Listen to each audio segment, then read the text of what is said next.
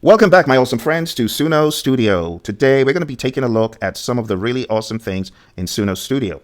One of the big changes that I covered in a previous video is over here. Okay, it's the EQ section. So let me show you how this could look like, depending on what you're looking at and how your studio view is configured. You could have some of these sections not showing. So let's say you're on a view like this, but you want to see your EQ. You need to click over here on track, and then you'll be able to see what exactly is going on. And depending on which track you click on, you're going to be able to see an EQ waveform for that specific track. So if I wanted to adjust the waveform for, say, my piano, I would go ahead and put everything else in mute while I put my piano in solo by clicking on S over here. Now I can hear nothing but my keyboard. Okay. Now, if I wanted to see the EQ formation for my keyboard, I would need to click on this arrow and boom, it reveals everything. Okay. But today I really want to hone in on just the EQ area. So I'm going to expand the EQ section a little bit so that we can focus on this very interesting part. So let's focus. So we're looking over there. Okay. We're looking at all of these itty bitty pieces, and I'm going to be explaining them one by one. Okay. This could be a little bit longer than normal. So let's jump straight into it. If you're working in your EQ section, click on this area and you'll be able to see some presets that Suno has put in here for your convenience. The first one is this toggle button, right? If you toggle this on and off, what Suno is going to do is either activate or deactivate EQ. So with this on, you know that your EQ is active. With this off, your EQ is inactive. You can tell from the blue hue under here that it's active. When there's no blue hue, it is off. Okay, so consider this to be your on-off EQ button.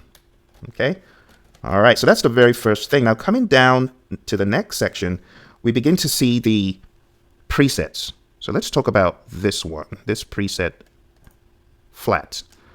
Flat is going to help you reset to 0. So it's just going to flatline everything. It's going to remove any adjustments. Let's say I had this as an adjustment before.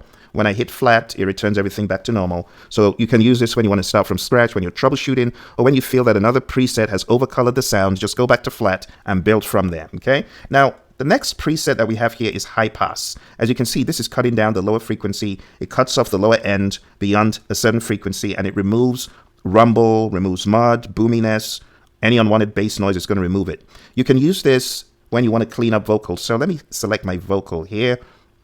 So this is the lead vocal for this song. A bright and lovely day today. That's 0. Everything is going my way. This is high Just as I pass. say, what a delight. Now for this vocal, I don't really need that because my problems are more in the higher frequencies. The lower end is not giving me any trouble. But if it was, I could use the high pass filter for that. Okay.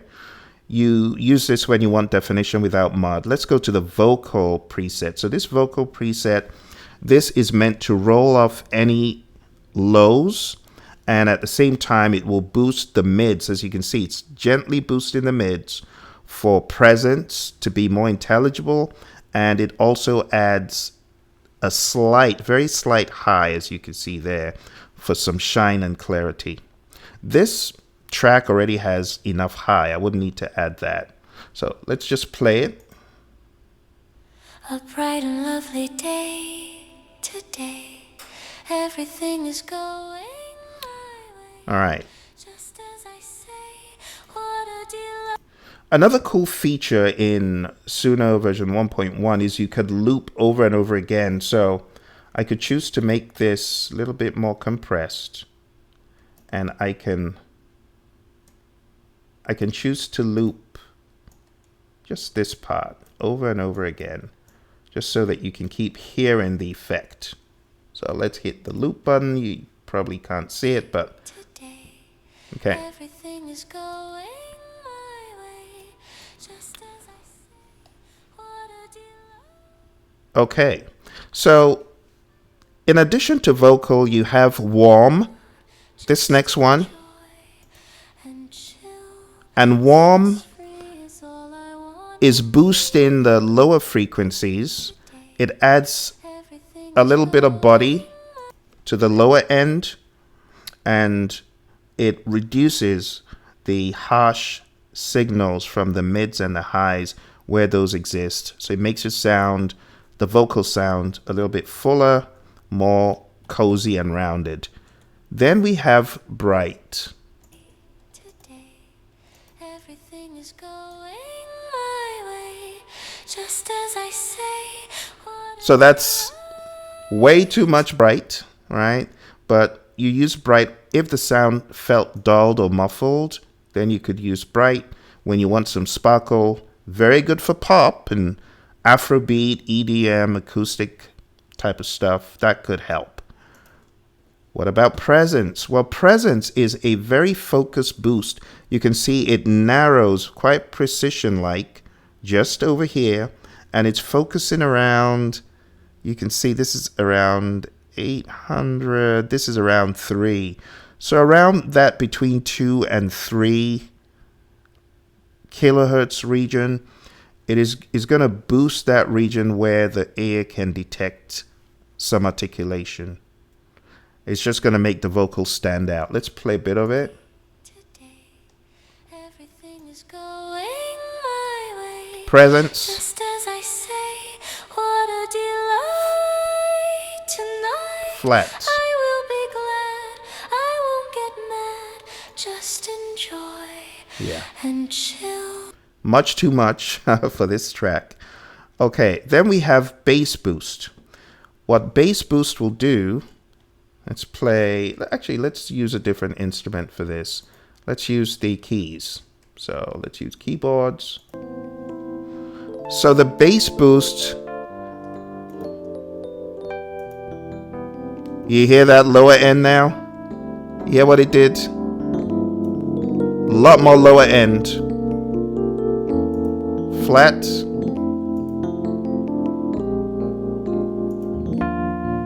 More bass. So you can use that if your kick or your bass guitar or your 808s, need some more punch. You could use that, or you could use that for an entire song. So if you have an entire song that needs body, you can use that. Let's say you got an entire song here that you want to EQ using Suno's functionality. You could do that. All right. Then we have the next one, which is air.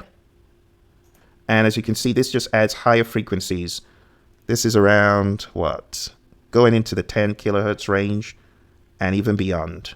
So you want to add with care, it will create this airy open sound. So it could be good for some string pads, vocals, depending. You can also use it for a little bit of sparkle if your music so needs it. Next one here is clarity. And clarity just adds a little bit of mid, right? You can see a broad span in the mid, and it's going to boost those frequencies. You can see a slight cut in the lower mids and a boost in the mid to high frequencies. If your sound feels muffled, this may just be what the doctor ordered.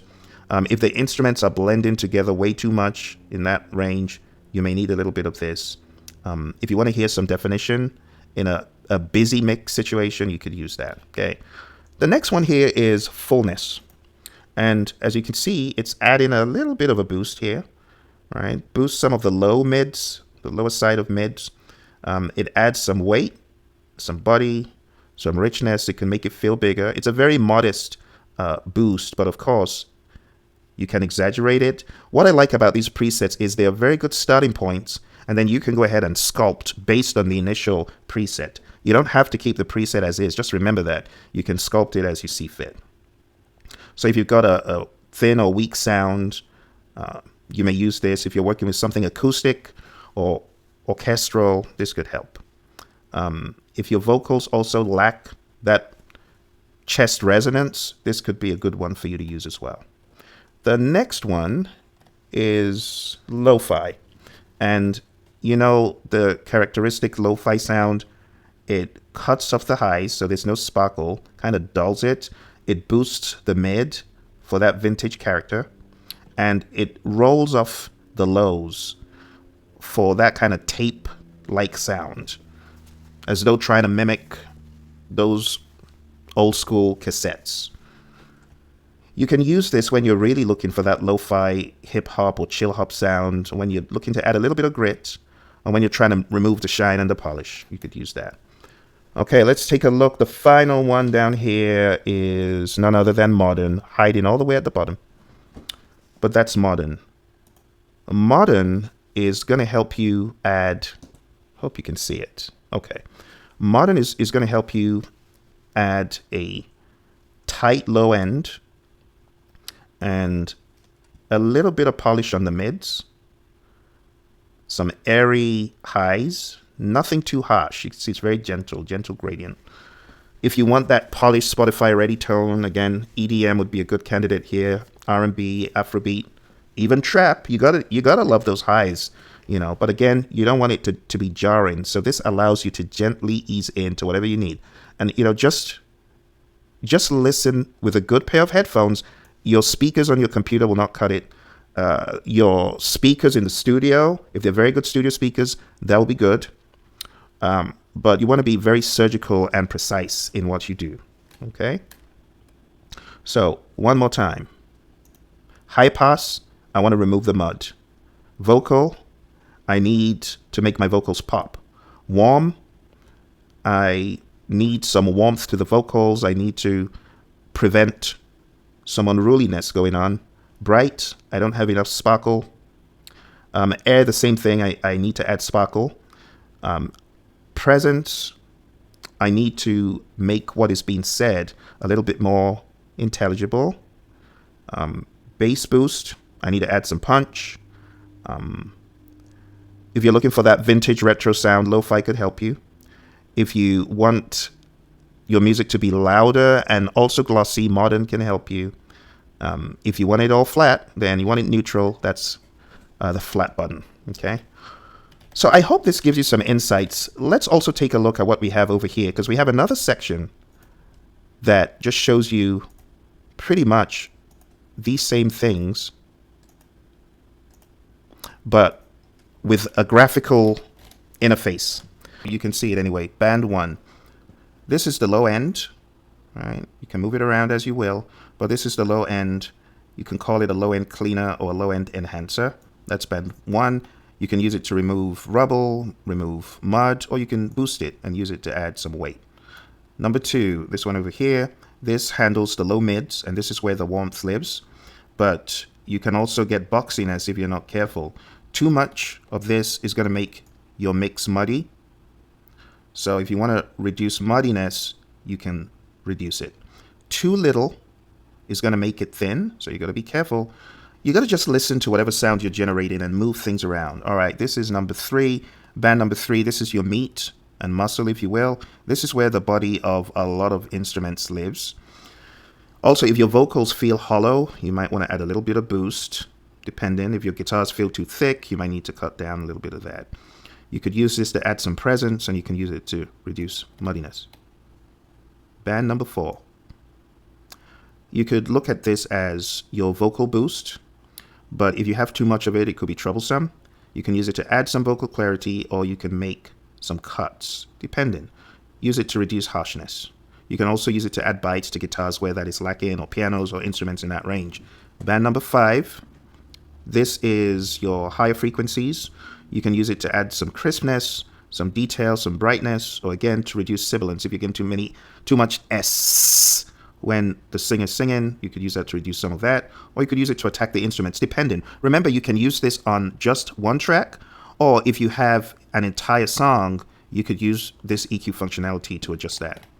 Going over to band number 6 over here, you can use this to add some air to your vocals, or sparkle to some strings and the pads, or you could use it to reduce any hiss. So a lot of it, it's all in the experience. You gotta put in those sets and reps. The more you do, the more intuitive you'll be about this. So again, band 1 for the deep lows, band 2 for the low mids, band 3 for the mids, band 4 getting more into the presence, band 5 going more into the highs, and band 6 going more into adding some air. And we're talking about specific tracks, okay, in general.